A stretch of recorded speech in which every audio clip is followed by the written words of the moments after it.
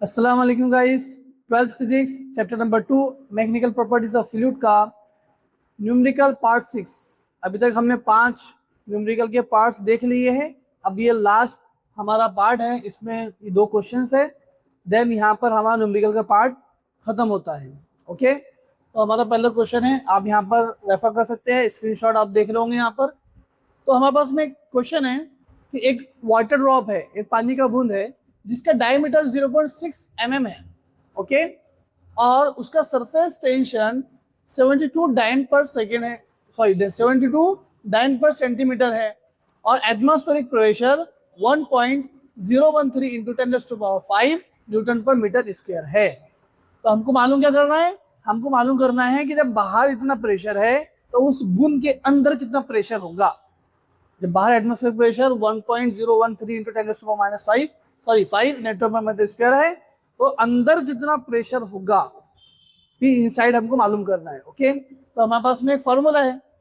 सबसे पहले तो जो हमको गिवन वैल्यूज है उसको चेंज करना पड़ेगा। ठीक है, तो ये डायमीटर है, हमको रेडियस में वैल्यूज चाहिए, तो हम डायमीटर को रेडियस में चेंज करेंगे तो इसका आधा हो जाएगा, 0.3 हो जाएगा। और ये mm में हमको मीटर में करना पड़ेगा, तो मीटर में करने के लिए हमको उसको 10⁻³ से मल्टीप्लाई करना पड़ेगा, वो मीटर बन जाएगा। ऐसे डाइन पर सेंटीमीटर है, इसको भी हमको क्या करना पड़ेगा, न्यूटन पर मीटर में कन्वर्ट करना पड़ेगा, तो 10⁻³ से मल्टीप्लाई करना पड़ेगा, इसलिए न्यूटन पर मीटर हो जाएगा। Okay, got it. चलिए, अभी atmospheric pressure nothing but the P0 है, ये याद रखो। एटमॉस्फेरिक प्रेशर जो होता है वो P0 होता है। तो हमको मालूम क्या करना है, PI मालूम करना है।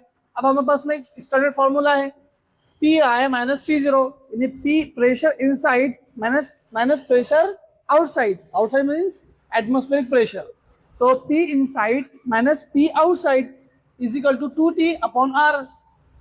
अब यहाँ हम जब वाटर ड्रॉप की बात करेंगे तो 2T अपॉन R लेंगे, और जब हम बबल की बात करेंगे, कोई बुलबुले की बात करेंगे, तो 40 अपॉन R लेंगे। ओके, यहाँ हमारे पास वाटर ड्रॉप की बात हो रही है, 2T अपॉन R लिया। T हमारा सरफेस स्टेशन है, R हमारा रेडियस है। क्या करेंगे हम लोग बोलो, हमको मालूम क्या करना है, PI मालूम करना है। तो P0 तो हमको ऑलरेडी पता है, उसको इधर लेके आ जाओ, प्लस में आ जाएगा। अब सारी वैल्यूज हमारे पास में इधर गिवन दी हुई है, हमको बस पुट करना है। P0 की जगह उसकी वैल्यू पुट कर दिया। देखो P0 की वैल्यू क्या है, 1.013 into 10⁵ newton per metre square, वो हमने रख दिया, plus 2 as it is. T कितना है अपने पास में, T है अपने पास में 72 इंटू 10⁻³ 72 इंटू 10⁻³, और नीचे क्या है R हमने भी निकाला 0.3 इंटू 10⁻³, वो भी हमने रख दिया। क्या देख रहे हैं आप लोग, 10⁻³ कैंसिल हो जाएगा, क्या बचेगा हमारे पास में, 2 इंटू 72 और 0.3। अब जब इसको आप सॉल्व करेंगे, इस 72 को इससे 2 से मल्टीप्लाई करेंगे, इस 0.3 से उसको डिवाइड करेंगे, या फिर आप क्या कर सकते हैं, इस 0.3 को 30 बना दो, नीचे 10 से मल्टीप्लाई कर दो, है ना, और ऊपर भी 10 से मल्टीप्लाई कर दो, तो आपके लिए थोड़ा कैलकुलेशन इजी हो जाएगा। ओके, जैसे कि आप करेंगे जो फाइनल आंसर आपके पास में आएगा 480 आएगा। ओके, ये एज इट इज यहाँ पुट कर देंगे, इसमें कोई प्रॉब्लम नहीं है।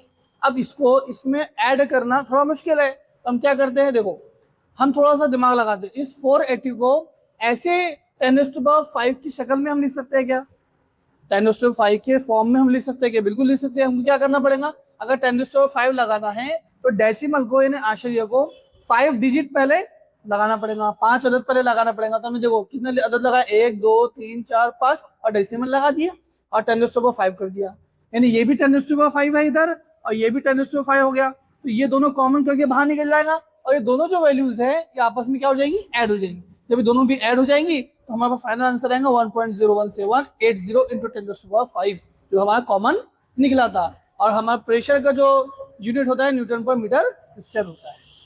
तो आई होप आपको ये क्वेश्चन अच्छा समझ में आया हो। चलिए नेक्स्ट क्वेश्चन की तरफ। यह एक मेटल प्लेट है जिसका एरिया 10⁻² मीटर स्क्वायर है, और इसको 0.5 इंटू 10⁻³ मीटर डिस्टेंस पर अगर रुकना हो तो उसको कितना फोर्स रिक्वायर्ड होगा, 0.5 न्यूटन का। तो हमको वेलोसिटी डी वी है, dv is equal to 3 into 10⁻² metre per second. यहाँ क्वेश्चन है, आप इसको रेफर कर सकते हैं, क्वेश्चन को समझ सकते हैं। हमको पता क्या करना है, कोएफिशिएंट ऑफ विस्कोसिटी। भाई जो आई थिंक वो ग्लेशियर की बात हुई यहाँ पर, तो ग्लिसरीन पर अगर कोई प्लेट हम फेंक रहे हैं और वो जाकर रुक रही है, तो उस ग्लिसरीन का कोएफिशिएंट ऑफ विस्कोसिटी कितना होगा वो हमको मालूम करना है। तो हमारे पास में स्टैंडर्ड फॉर्मूला है जो विस्कस फोर्स के बारे में होता है कि viscous force is equal to eta into A bracket में डीवी अपॉन dx।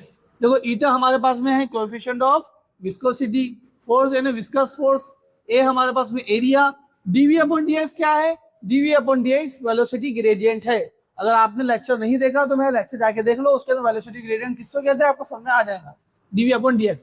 ओके, अब हमको मालूम क्या करना है, हमको ईटा मालूम करना है, ठीक है, कोएफिशिएंट ऑफ विस्कोसिटी ईटा होता है, ईटा मालूम करना है, बाकी सब वैल्यू हमारे पास में ऑलरेडी दी हुई है। हम क्या करेंगे, ये सब वैल्यूज को इस एफ के नीचे लेके आ जाएंगे, ये वाला पूरा का पूरा टर्म उठाएंगे उस एफ के नीचे ला लेंगे। तो देखो एफ के नीचे पूरा का पूरा टर्म आ गया ये वाला, और बचा क्या हमारे पास में ईटा, तो ईटा इधर रहेगा। अब सारी वैल्यूज पुट कर दो, क्या क्या पुट करना, एफ 0.5 है रख दिया, चलो ए कितना है अपने पास में, सॉरी अपॉन में ए कितना है 10⁻⁻2 वो रख दिया, डीवी अपॉन dx कितना है, तो डीवी अपने पास में 3 × 10⁻2 है, और ds कितना है 0.5 × 10⁻3। अब देखो यहाँ क्या करना है, यहाँ थोड़ा सा दिमाग लगाओ,